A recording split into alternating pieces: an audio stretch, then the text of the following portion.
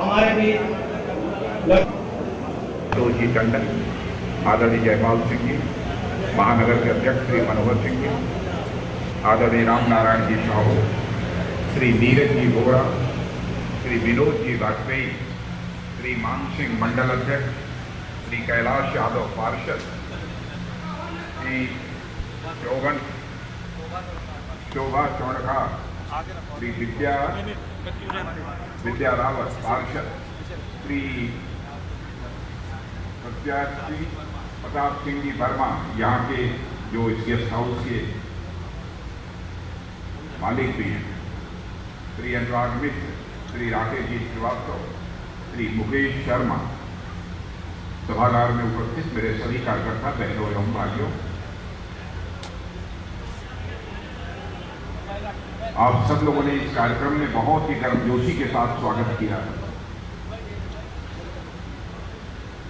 लेकिन मैं यह मानता हूं कि स्वागत की कोई आवश्यकता नहीं है, क्योंकि लोकसभा चुनाव के दौरान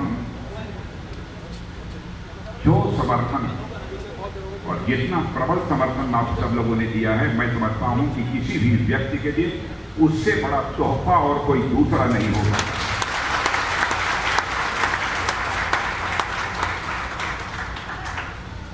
फिर भी आपने अत्यधिक स्नेहवश स्वागत की औपचारिकताएं पूरी की,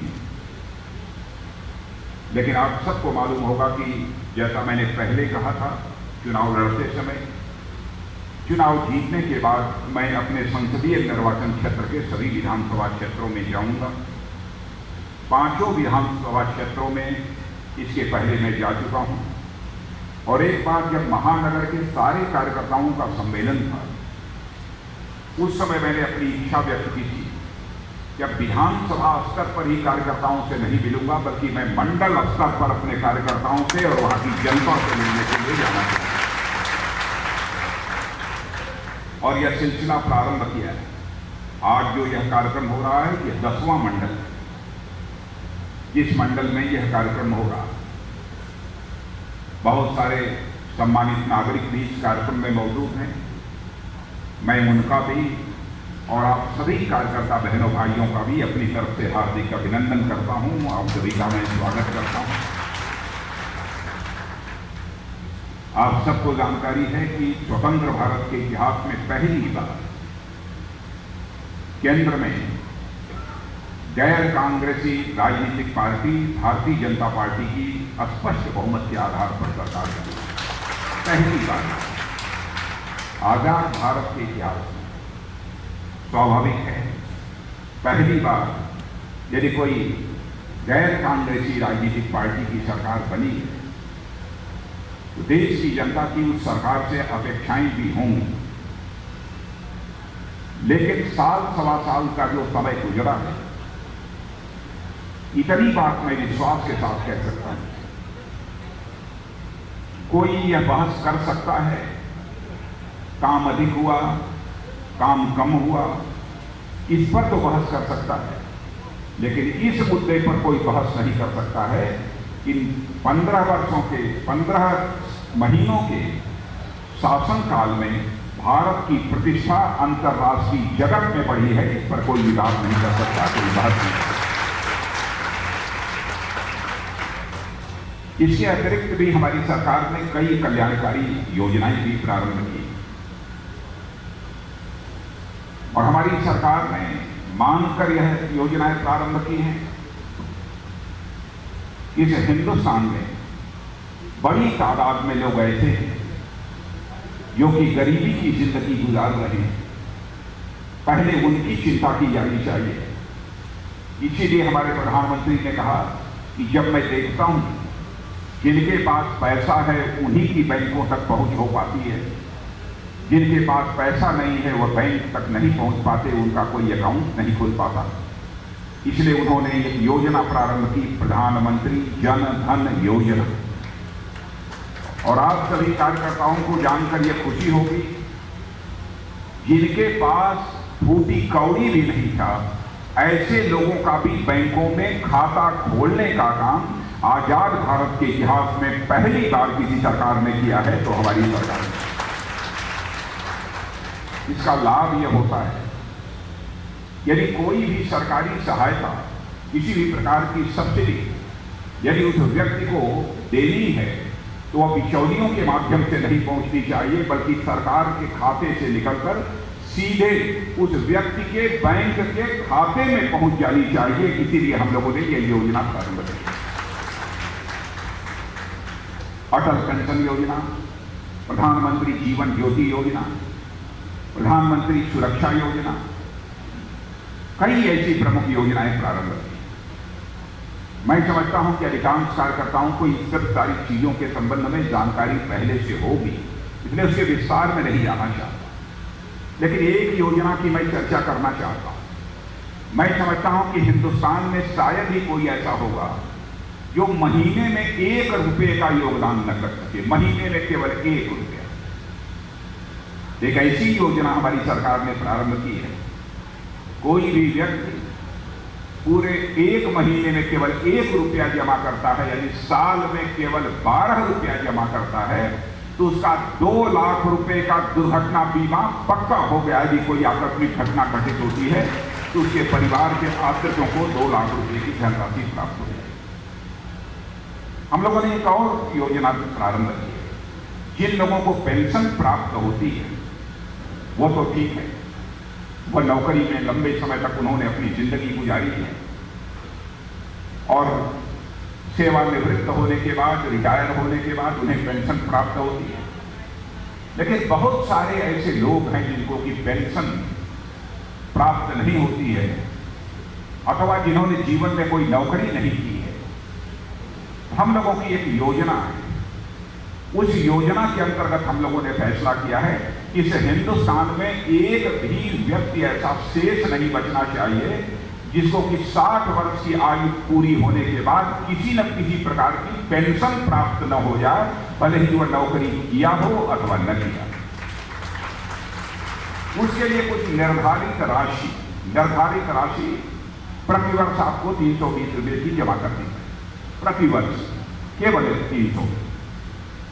और मैं समझता हूं कि आजीवन आपको पेंशन की सुविधा भी मुहैया होती है। ऐसी कल्याणकारी योजनाएं मैं समझता हूं स्वतंत्र भारत के इतिहास में कभी भी नहीं लागू हुई। आप अपने लखनऊ महानगर में देखते होंगे कि बहुत सारे बच्चे जो कि अपनी गरीबी के कारण पढ़ाई लिखाई पूरी नहीं कर पाते हैं और कहीं पर मजदूरी कर रहे हैं, कहीं पर बहुत गरीब परिवारों में हमने भिक्षा मांगते हुए भी लोगों को देखा। किस प्रकार की गुर्बत की जिंदगी उन्हें गुजारनी पड़ती है, इससे आप सभी अच्छी तरह परिचित हैं। लेकिन हमारी सरकार ने यह फैसला किया है कि मेरे बहनों भाइयों, कोई कार्यकर्ता 20,000 रुपये से लेकर 10 लाख रुपये तक कोई रोजगार करना चाहता है, उसके पास रोजगार करने की यदि योग्यता, क्षमता और हुनर है, कुशलता है, तो ऐसे लोगों को एक मुद्रा बैंक की हम लोगों ने व्यवस्था की है, जिसमें कि पहले ही 20,000 करोड़ रुपये, अब तो 1,25,000 करोड़ रुपये सरकार ने मुकम्मल व्यवस्था कर दी है। 20,000 से लेकर 10 लाख रुपये तक का वो कर्ज प्राप्त कर सकता है और अपना रोजगार कर सकता है, यानी सभी जवानों के हाथों को रोजगार का अवसर मुहैया होना। ऐसी कई सारी योजनाएं हम लोगों ने प्रारंभ की। जहां तक लखनऊ के विकास का प्रश्न है, हमारे श्री दिवाकर जी त्रिपाठी जिनका भाषण अभी आप लोगों ने सुना है, उन्होंने आपको जानकारी दी 1 साल के अंदर यहां पर विकास के क्या क्या कार्य प्रारंभ हुए हैं अथवा प्रारंभ होने वाले हैं, इसकी जानकारी उन्होंने दी है। मैं व्यक्तिगत रूप से संतुष्ट हूं। जितनी योजनाओं के संबंध में अब तक जो है भारत सरकार के द्वारा फैसला हो चुका है, जिन चीजों की उन्होंने जानकारी दी है, उसके अतिरिक्त मैं यह भी आपको बताना चाहता हूं, यहां पर जो मेट्रो ट्रेन चलने की जो व्यवस्था हो रही है, उसमें भारत सरकार से PIB का क्लियरेंस किन्हीं कारणों से रुका हुआ था, उसको तुरंत बात करके मैंने उसकी क्लियरेंस दिलवा दी। अब यहाँ पर मेट्रो ट्रेन भी जल्दी जल्दी प्रारंभ हो जाएगी। वैसे यह सब सारा काम राज्य सरकार और केंद्र सरकार के सहयोग से होता है और यह काम चल रहा है। अब उसमें तेजी और अधिक आ जाएगी क्योंकि पीआईबी के द्वारा अब उसे क्लियरेंस भी मिल गई है। मैं आप कार्यकर्ताओं से केवल एक ही अनुरोध करना चाहता हूं, हम सभी राजनीतिक कार्यकर्ता, मैं जानता हूं कि राजनीति के संबंध में लोगों का नजरिया बहुत ही बदल चुका है। राजनीति में भाग लेने वालों के प्रति लोगों की धारणा यह बन गई है, राजनीति में काम करना इसका मतलब झूठ बोलना, फरेब करना, लोगों को धोखा देना, एक दूसरे का पैर खींचना, एक धारणा सी बन गई है। मैं कहता हूं कि इस धारणा को कौन बदलेगा? तो मैं पार्टी का अध्यक्ष रहते हुए सारे देश के कार्यकर्ताओं का बराबर यही आह्वान करता था, आइए हम सभी यह संकल्प लें कि राजनीति के प्रति जो यह धारणा जो बनी हुई है, इस धारणा को हम अपने कृत्यों के माध्यम से बदल कर ही दम देंगे और राजनीति और राजनेताओं के प्रति कैसे अधिक विश्वसनीयता पैदा। अपने कार्यकर्ताओं से भी अपील करना चाहता हूं, क्षेत्र में काम कीजिए, प्रयत्न करने की बात कहिए। कोई समस्या है कि हम कोशिश करेंगे, भरपूर ताकत लगाकर कोशिश करेंगे। झूठा आश्वासन कभी मत देना, मैं सभी अपने कार्यकर्ताओं से अपील करना चाहता हूं। विश्वास का संकट जब पैदा हो, मैं जानता हूं चाहे हम हों चाहे कोई भी, हर काम नहीं कर सकता, इस हकीकत को मैं अच्छी तरह जानता हूं।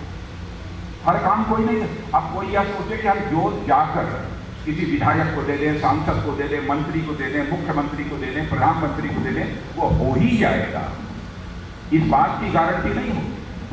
उसमें कई कठिनाइयां होती हैं, कई व्यवधान होते हैं, नियम कानून के भी बहुत सारे व्यवधान बीच में आते हैं, नीतिगत भी कुछ व्यवधान उसमें आते हैं। बहुत सारे काम होते भी हैं, बहुत सारे काम नहीं होते हैं, लेकिन जनता के द्वारा कोई भी काम यदि प्राप्त होता है आपको, तो मैं आप सभी कार्यकर्ताओं से अपील करना चाहता हूं, जिसका स्वयं भी मैं निर्वाह करने की कोशिश करता हूं। हमारी तरफ से पूरा प्रयत्न उसके लिए निश्चित रूप से होता है और आपको भी पूरा प्रयत्न पूरी ईमानदारी के साथ करना चाहिए, यह मैं आप सबसे अपील करना चाहता हूं। राजनीति यह कोई खराब शब्द नहीं है। राजनीति ये दो शब्दों को मिलाकर बना हुआ है, राज और नीति। और नीति यह संस्कृत के नए धातु से बना हुआ है, जिसका अर्थ होता है ले जाना, किस ओर ले जाना, सन्मार्ग की ओर ले जाना। ऐसी राज व्यवस्था जो समाज को सन्मार्ग की ओर ले जाने का काम करे, उसे ही हम राजनीति कहते हैं। लेकिन विडंबना यह है कि यह राजनीति शब्द अपना अर्थ भी खो चुका है, अपना भाव भी खो चुका है। इसलिए मैं अपने सभी कार्यकर्ताओं से अपील करना चाहता हूं कि इस राजनीति शब्द के खोए हुए अर्थ या खोए हुए भाव को भारत की राजनीति में पुनः स्थापित करने का संकल्प लेकर हम सभी राजनीतिक क्षेत्र में काम करें। मैं दावे के साथ कहता हूं कि राजनीति के प्रति जन सामान्य की विश्वसनीयता बढ़े। सबसे बड़ी चुनौती मानता हूं विश्वास का संकट, यह विश्वास का संकट टूटना चाहिए। सारी व्यस्तताओं के बावजूद जो जिम्मेदारी इस समय हमारी है, आप सभी जानते हैं, महीने में 2 दिन का समय निकालने में भी किस तरीके से आना पड़ता है, यानी दिल्ली से बराबर टेलीफोन से भी कांटेक्ट बनाकर रखना पड़ता है। इतनी व्यस्तता रहेगी और जो मंत्रालय है वह कितना संवेदनशील मंत्रालय है बताने की आवश्यकता नहीं है। फिर भी मैं समय निकालता हूं और लखनऊ आता हूं, हजारों लोगों से मिलता हूं, कार्यकर्ताओं से मंडलों में जाकर जो है और जनता से और कार्यकर्ताओं से संपर्क स्थापित करने की मैं कोशिश करता हूं। परमात्मा ने यदि मनुष्य योनि में जन्म दिया है तो जनता की ईमानदारी के साथ सेवा करना यही सबसे बड़ा धर्म है। हर कार्यकर्ता को यही मानकर चलना है। इसलिए आज के अवसर पर इससे ज्यादा बहुत कुछ कहते थे क्योंकि अन्य राजनीतिक विषयों पर आज बोलने का कोई औचित्य नहीं है। समय समय पर यहाँ न बोलूं तो दिल्ली में अथवा देश के किसी दूसरे भाग में बोलता ही रहता हूँ। अखबारों में और टेलीविज़न के माध्यम से आप सबको इसकी जानकारी मिलती ही रहती है। लेकिन अंत में इतना ही मैं आप सबसे कहूँगा कि हम लोगों के द्वारा कोई ऐसा काम नहीं होगा, हमारी सरकार के द्वारा कोई ऐसा काम नहीं होगा जो हमारे कार्यकर्ता का अथवा इस देश की जनता का मस्तक शर्म के साथ झुक जाए, ऐसा कोई काम नहीं होगा। यह आप सबको यकीन और विश्वास दिलाते हुए अपनी बात समाप्त करता हूं।